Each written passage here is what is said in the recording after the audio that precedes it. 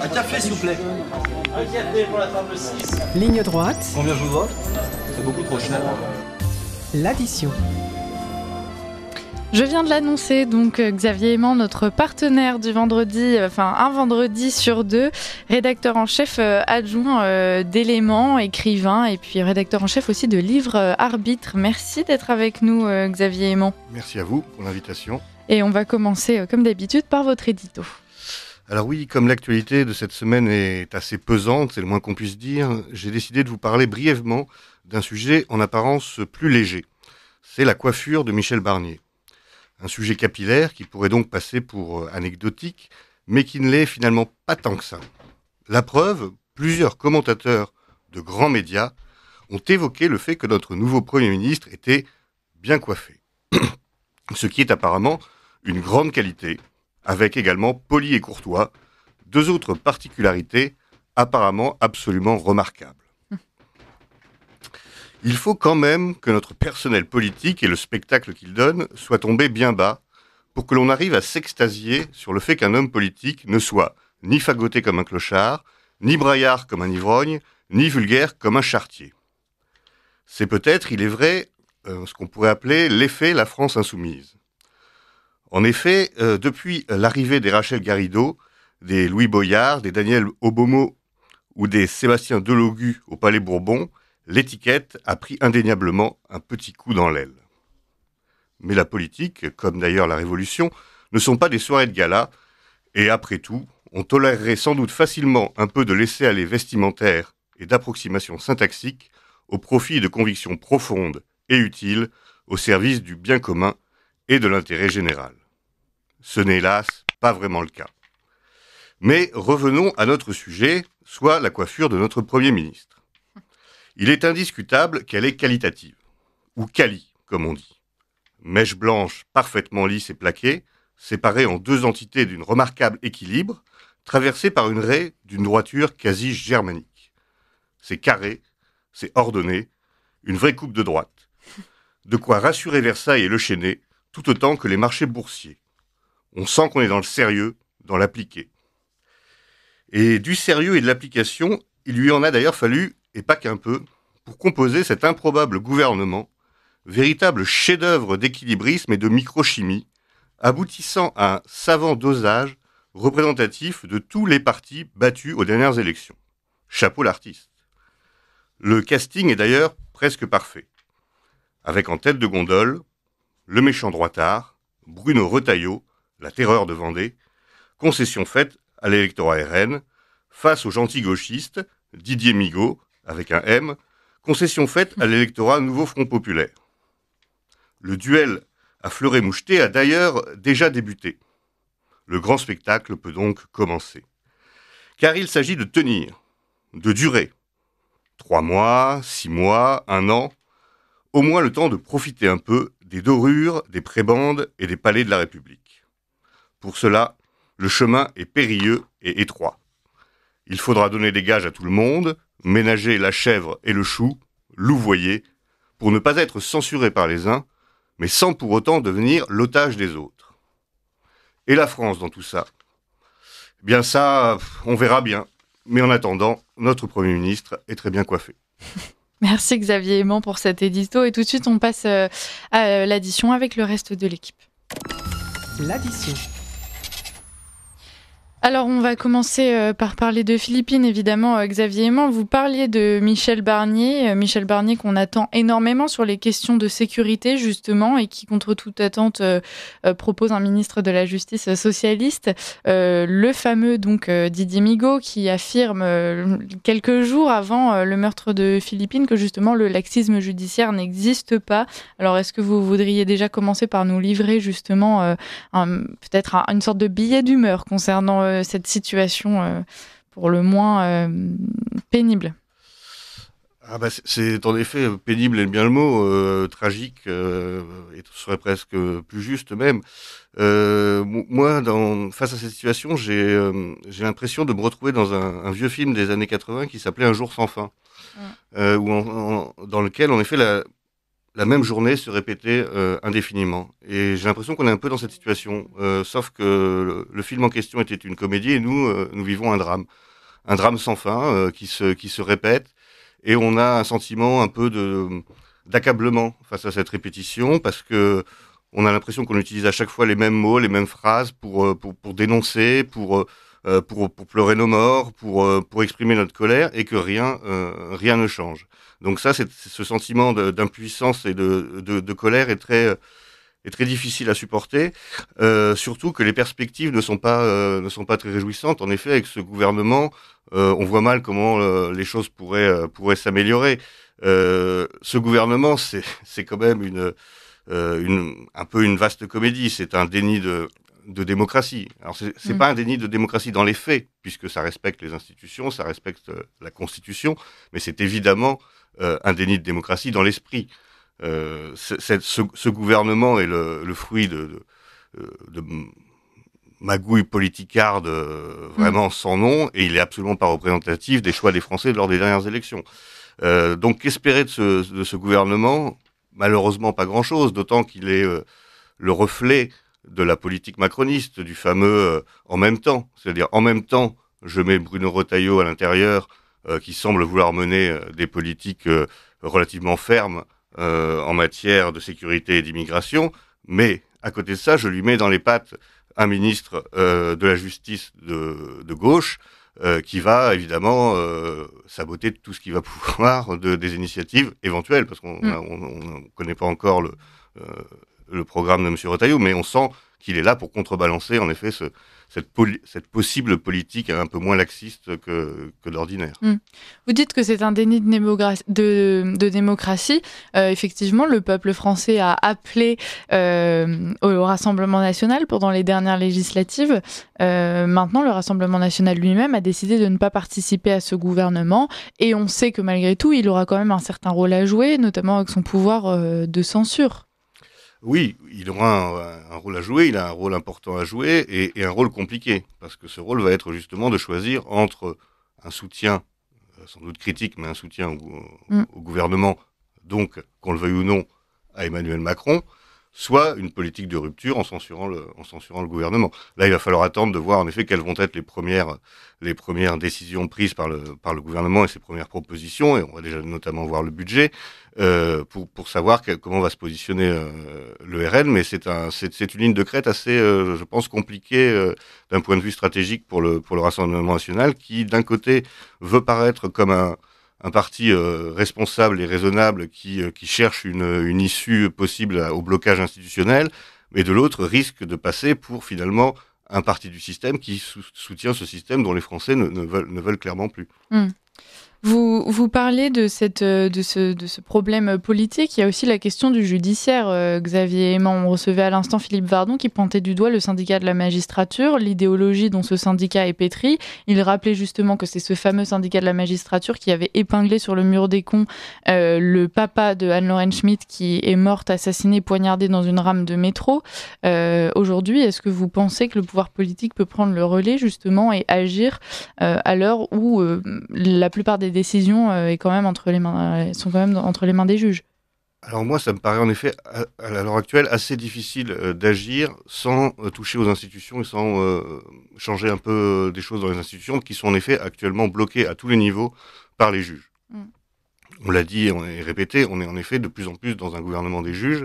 Et aujourd'hui, si on veut prendre des mesures radicales, il faudra casser ce gouvernement des juges, que ce soit au niveau du Conseil constitutionnel, du Conseil d'État ou, en effet, peut-être du syndicat de la magistrature, qui en effet est un syndicat ultra idéologique et qui a une influence, je pense, délétère sur les décisions de justice prises. Alors sur ce point, je voudrais quand même dire quelque chose qui m'a toujours étonné.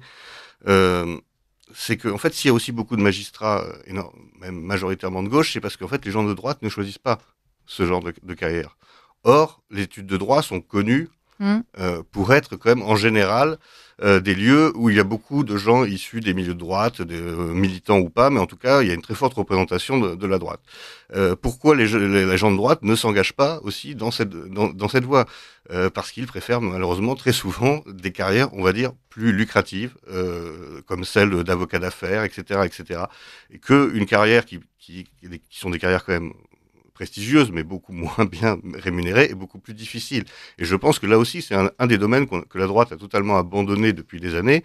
Et c'est un peu facile, entre guillemets, de se plaindre de l'omniprésence des gens de gauche sur un terrain qu'on a soi-même délaissé. Marie Falicon. Je voulais dire un mot sur le rôle que peuvent avoir les familles, bien sûr, pour lutter contre ce laxisme judiciaire et pour surtout rendre justice à leurs enfants, à leurs époux, selon qui dans leur famille a été touché. Pour les parents de Philippine, est-ce que vous les enjoindriez à porter plainte concrètement contre, par exemple, l'État directement pour inaction sécuritaire, contre le juge des libertés qui a remis en liberté, évidemment, Taao, le principal meurtrier présumé, ou bien carrément aussi le ministre de l'Intérieur peut-être de l'époque, Castaner, en 2019, ou bien Darmanin, lui qui n'a pas exécuté l'OQTF. Est-ce que vous enjoindriez les familles à jouer ce rôle aussi judiciaire ? Alors je pense que c'est très délicat de conseiller quoi que ce soit à des familles endeuillées qui sont dans des situations de tristesse et de destruction morale totale. Moi, je pense que c'est pas leur rôle. Je pense qu'il y aurait des associations qui doivent peut-être faire cette démarche de plainte, se porter partie civile dans cette affaire. Je pense que le mieux qu'on puisse demander aux familles, c'est d'avoir une parole libre et une parole sincère sur ce qui leur arrive, sur les coupables, etc., comme a pu l'avoir la veuve du gendarme qui a été récemment tuée lors d'un contrôle un refus d'obtempérer, tout à fait.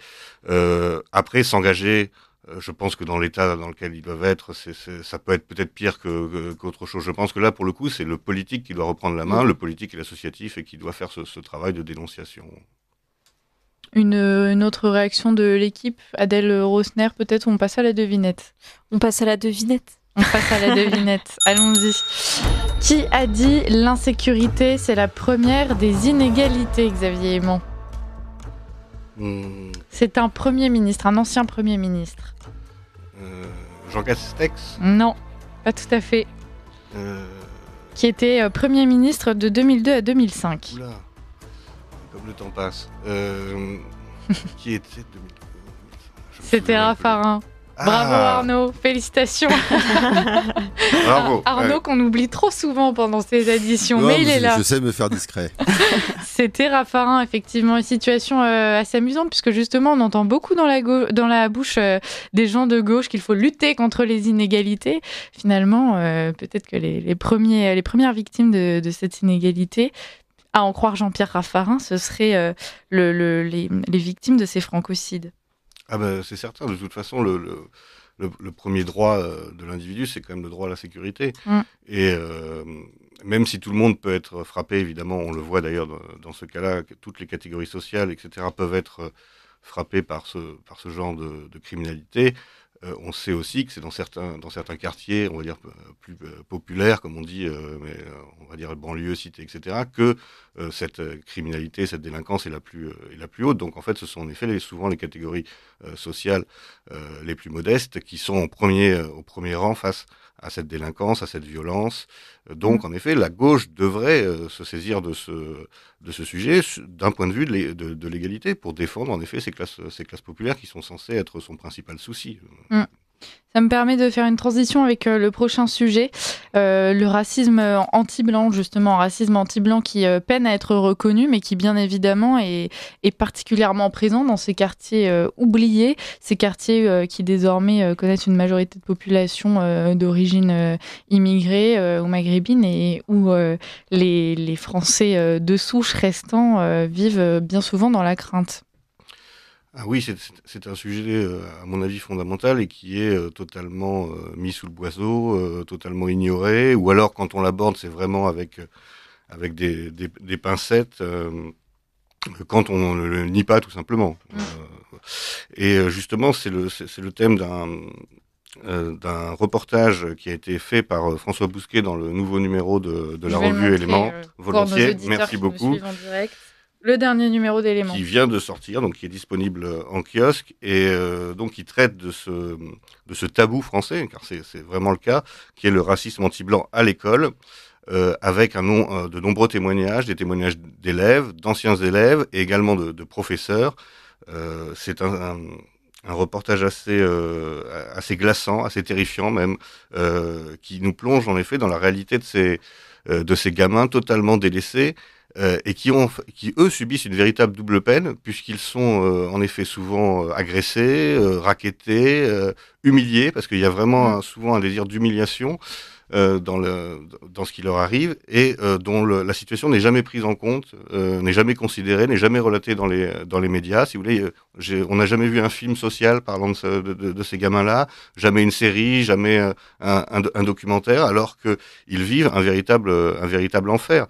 Ils sont de moins en moins nombreux, mais ils souffrent beaucoup, et je suis très heureux qu'on ait publié ce reportage dans Éléments. Pour moi, c'était vraiment un devoir. François Bousquet le dit très bien, il dit pour lui, c'est un peu comme rendre hommage aux collégiens inconnus, comme il y a des hommages aux soldats inconnus. Et ben, en effet, là, nous, on rend hommage à ces jeunes qui souffrent, et on tire évidemment la sonnette d'alarme en espérant être entendu et être relayé, parce que c'est vraiment abominable. On le voit sur les réseaux internet, il y a énormément parce que maintenant c'est évidemment la grande mode, c'est non seulement on agresse, on frappe, on humilie, mais on filme et on diffuse. Donc, ce qui est encore plus terrible pour les victimes et leurs familles, de se voir ainsi leur humiliation étalée devant des dizaines de milliers de personnes. Et ce qui est encore plus effrayant, c'est souvent de lire les commentaires de gens qui se réjouissent, qui s'amusent, et qui encouragent les auteurs de ces véritables saloperies. Et ça, personne n'en parle. C'est comme si ça n'existait pas, alors qu'on va nous faire pleurer sur le moindre fait divers qui concernera pour le coup une minorité.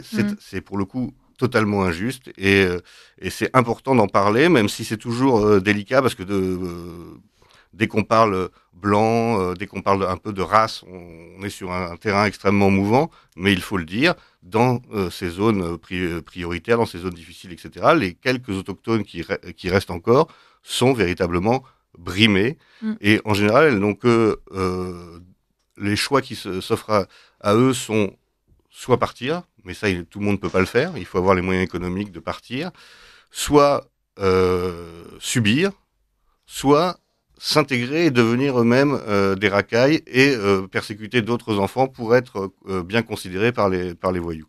Ce sont quand même des vraiment tristes perspectives. C'est amusant d'un point de vue sémantique de remarquer que le terme de racisme, sans mot à coller, on pense tout de suite au racisme justement envers les populations immigrées, qu'elles soient africaines, arabes, etc. En revanche, quand on parle... il faut préciser que c'est du racisme anti-blanc quand il s'agit de racisme à l'encontre des Français, de toute personne blanche. Finalement, on a vraiment ces communautés qui se sont accaparées ce terme, qui se le sont appropriés.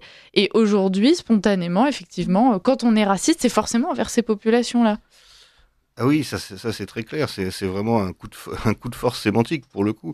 Mais il n'y a pas que ces communautés qui se sont accaparées, c'est aussi par exemple l'université qui leur a donné un blanc-seing là-dessus, puisque par exemple il n'y a aucune étude sociologique universitaire sur ce sujet, tout simplement parce que pour beaucoup ça n'existe pas. Il y en a qui sont faites pour prouver justement que ça n'existe pas. Voilà. Mais qui le traitent d'une façon, on va dire, documentaire, ça n'existe pas, parce que pour eux, ce n'est pas possible, parce que le blanc est par nature privilégié, et donc lui, il ne peut pas être victime. À la limite, il est victime de violences, mais ces violences n'ont pas de caractère raciste. On se demande vraiment pourquoi, c'est très mystérieux, mais en effet, ce mot semble désormais réservé aux minorités qui en subissent certainement, parce que le racisme, malheureusement, existe dans toutes les catégories, dans toutes les ethnies, dans toutes les cultures, mais qu'on interdise aux victimes du racisme anti-blanc de se prévaloir de celui-ci, c'est tout à fait scandaleux. Mais si je peux faire un parallèle, c'est un peu le même phénomène, je pense, que quand on pose la question aux gens « de quelle origine êtes-vous ?» Et tout de suite, quand on demande à des personnes européenne ou française particulièrement, de quelle origine êtes-vous ? Ils disent non, j'ai aucune origine. Parce que ils considèrent que si on n'a pas d'origine marocaine, d'origine étrangère à la France, on n'a absolument aucune origine. Et je trouve que c'est un peu le même phénomène que parce que on est blanc, en fait, il ne peut pas y avoir de racisme. C'est le blanc, le français est voué à être universel et à se fondre il y a pas dans la masse. Identitaire, Marie Falicon. Un point effectivement sur alors une enquête d'opinion, elle date d'il y a 10 ans, donc elle est vraiment assez vieille, mais c'est déjà intéressant de voir qu'en 2014, un sondage d'opinion, donc IFOP pour Valeurs Actuelles, a demandé donc aux Français ce qu'ils pensaient du racisme anti-blanc, et 50% estiment que le racisme anti-blanc était un phénomène assez répandu en France. Ça voulait dire que déjà il y a 10 ans, un Français sur deux estime que le racisme anti-blanc était déjà un phénomène d'actualité, une réalité pour eux. Plus récemment, alors il y a 1 an, à l'occasion de la mort de Thomas, Édouard Philippe lui-même a pris la parole, a concédé au JDD que, je le cite, il est bien possible qu'il y ait une forme nouvelle de racisme anti-blanc en France. Ça montre peut-être qu'il y a une évolution, en tout cas, de la population sur ces questions. Oui, certainement. Je pense que le réel met du temps, mais s'impose quand même progressivement, et parfois quelques hommes politiques, parfois par calcul stratégique ou électoral, se saisit vraiment, mais encore une fois, je dirais de façon très parcellaire, et c'est rarement un thème mis très en avant tout de même, même dans les partis, on va dire, de la droite nationale. C'est pas non plus ce qui est généralement mis en avant, mais en effet, je pense que la population le vit au quotidien, donc elle peut, à un moment, le déni cesse. En tout cas, dans certaines catégories de population, celles qui sont le plus confrontées à ce phénomène. Donc, il y a forcément un peu d'espérance qu'il y ait des réactions, et nous espérons participer avec notamment ce reportage dans Éléments à cette prise de conscience. Tout à l'heure, pendant l'émission, vous avez parlé aussi du mot autochtone. Ça m'a interpellée. On pourrait parler des autochtones européens, je pense, entre guillemets les indigènes européens, qui sont, on peut le dire d'une certaine manière, menacés de substitution, en tout cas de disparition. Il y a cette déclaration de 2007 des Nations Unies sur le droit des peuples autochtones. Certains pensent qu'on pourrait défendre ce droit à la continuité historique d'une certaine manière en poussant ce texte des Nations Unies de 2007, en se l'appropriant aussi pour les autochtones européens. Est-ce que vous pensez que ça peut être une bonne idée de pousser ça devant les tribunaux, notamment européens, les tribunaux des Nations Unies ? Est-ce que c'est une voie aussi possible pour défendre cette continuité du peuple européen ? Je pense que toutes les voies sont bonnes pour défendre ça, et en effet, ça paraît tout à fait logique et cohérent. C'est quand même scandaleux et presque inimaginable de penser que tous les peuples ont droit à cette défense de leur spécificité, de leur tradition, de leur héritage, à part les peuples européens. Donc évidemment, de la même façon que nous le reconnaissons ce droit, nous le réclamons pour nous, et ça me paraît en effet une voie tout à fait logique et tout à fait pertinente pour mener ce combat. Je voulais juste rebondir sur la question des origines qui avait été évoquée. C'est un phénomène en effet assez frappant et assez profond, et notamment aux États-Unis. Il y a tellement maintenant de discrimination positive que les gens qui sont américains de souche, si tant est qu'on puisse parler d'américains de souche, parce que c'est pas tout à fait la même réalité qu'en Europe, mais disons, on va dire américains blancs installés depuis quasiment les origines, s'inventent des origines exotiques ou diverses pour ne pas être discriminés et ne pas avoir à répondre simplement blancs ou simplement américains quand ils sont par exemple interrogés sur ce sujet pour un emploi. Et il y a de plus en plus de gens qui en viennent à se créer des arrières grands-parents amérindiens, etc., pour être reconnus comme faisant partie d'une minorité, et donc pouvoir bénéficier d'un certain nombre d'aides, d'un certain nombre de coups de pouce dans leur carrière universitaire, dans leur carrière professionnelle, etc. On en est là. C'est quand même assez abyssal. Est-ce que ici, question personnelle, est-ce qu'ici certains d'entre nous auraient déjà justement vécu ce fameux racisme anti-blanc ? C'est l'heure des témoignages. Moi, ça va. Au contraire, on a plutôt tendance à me parler en arabe. Je vais pas jouer la carte de la victimisation pour le coup. Moi, je suis non. Ça vous est jamais arrivé ? Simplement, moi, ça m'est arrivé qu'on me dise dans la rue, sale blanche. comme ça. Oui, c'est ça. En fait, pour se faire prendre à partie, évidemment. Mais disons que dans une logique, en tout cas, par contre, professionnelle, etc., non, heureusement, évidemment. Mais bien sûr, oui, on se sent d'une certaine manière parfois mal regardé selon là où on est. Évidemment, on sait bien qu'on n'est pas en sécurité en France partout. Ça, c'est logique et c'est aussi lié, effectivement, vous avez raison, Liselotte, parfois, à notre couleur de peau. Ouais, c'est ça. Et en fait, c'est des insultes, je trouve, qui tendent à se généraliser. Du coup, on n'y fait plus forcément attention. Et effectivement, quand on vous dit, est-ce que vous avez déjà vécu du racisme anti-blanc ? On réfléchit. On dit, non, parce que c'est vrai, moi, on m'a jamais refusé un poste pour ça, etc. Mais en fait, ça commence dès la façon dont on s'adresse à nous. Et effectivement, sale blanche, que ce soit des critiques dans la façon de s'habiller, parce que justement, c'est pas très cohérent par rapport à leur culture, etc. Mais Elise, ça vous est déjà arrivé ? Alors oui, ça m'est déjà arrivé, pardonnez-moi, quand j'étais au lycée, des remarques absolument abjectes sur la couleur de peau ou finalement des semblants d'insultes qui ont été totalement banalisés parce que le peuple blanc finalement n'a pas, entre guillemets, à subir de racisme parce qu'il n'a pas été opprimé par le passé ou quoi que ce soit, alors que c'est complètement faux. Donc oui, évidemment, ça m'est arrivé et c'est tout à fait condamnable autant que toutes les autres formes. Toutes ces discussions nous mènent au troisième sujet. Demain, la guerre civile, Xavier Aimant, là, ce dont on est en train de parler, véritablement, c'est presque de deux camps. C'est ce qu'on comprend. Il y a deux populations qui vont finir par s'opposer, qui sont déjà opposées, je pense qu'on peut le dire, mais qui finiront peut-être par s'opposer physiquement. Oui, c'est la fameuse phrase de Gérard Collomb, nous vivions côte à côte, nous risquons de vivre bientôt face à face. On en est sans doute pas loin à l'heure actuelle. On voit bien qu'il y a une fragmentation de la société, il y a une radicalisation des positions des uns et des autres, les tensions se polarisent. Alors c'est pour ça, encore une fois, que nous avons consacré notre dossier dans le même numéro de la revue d'éléments à cette question, demain la guerre civile.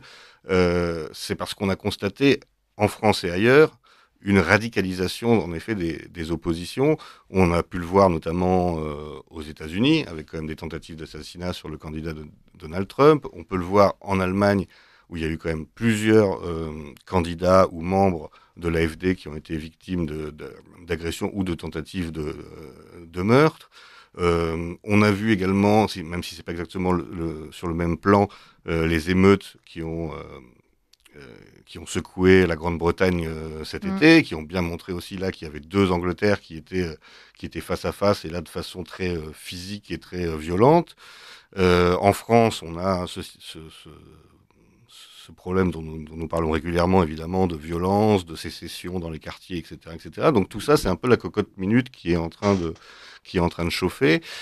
Est-ce qu'on peut arriver à une déflagration? C'est la question que nous posons dans la revue. Nous la posons à des sociologues, nous la posons à des philosophes, parce qu'évidemment, il ne s'agit pas de se réjouir ou de prédire l'avenir, mais on a quand même, à l'heure actuelle, un certain nombre d'ingrédients très inquiétants sur la cohésion sociale et la possibilité d'une vie commune encore sur le long terme, sur le même territoire.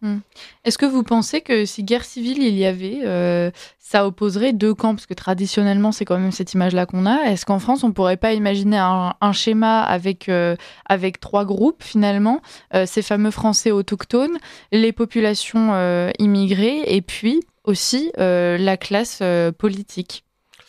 Très certainement. Moi, je pense que ce sera plus une guerre multiple, c'est-à-dire avec des conflagrations, même internes, je pense, aux diasporas étrangères, qui s'entendent pas forcément excellemment tout ensemble.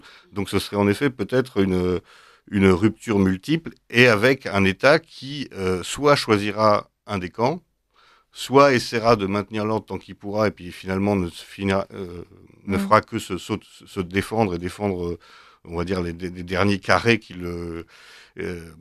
sont encore autour de lui. Tous les scénarios sont possibles. À l'heure actuelle, on a un État qui, quand même, semble plutôt avoir fait le choix des minorités que de son propre peuple. Quand on voit la répression, que ce soit notamment en Angleterre, la répression a été d'une férocité jamais vue. La police s'est comportée de façon extrêmement violente. de façon totalement disproportionnée si on compare ça à ce qui avait eu lieu lorsqu'il y avait des émeutes ethniques en Angleterre également. On a vu des centaines d'arrestations au petit matin, la police qui débarque, qui enfonce les portes, passe pour des gens qui ont juste participé à une manifestation. Alors peut-être ils ont lancé 2-3 cailloux, etc. Mais enfin, on n'est pas dans la criminalité de haut vol, on n'est pas dans le terrorisme, etc. On sent qu'il y a une radicalisation autoritaire des États européens contre leur propre peuple, pour contrôler la colère de leur propre peuple. Bon, écoutez, chers auditeurs, c'est un dossier à découvrir donc dans le dernier numéro d'Éléments. J'imagine que la question est abordée sous tous ses angles. Question ô combien épineuse donc de la guerre civile que l'on ne souhaite pas évidemment, mais qui tend à se profiler selon certains analystes. Merci beaucoup Xavier Aimant d'avoir été parmi nous. Merci aussi à toute l'équipe pour cette dernière édition de la semaine. Et puis, on vous dit à dans 2 semaines Xavier Aimant.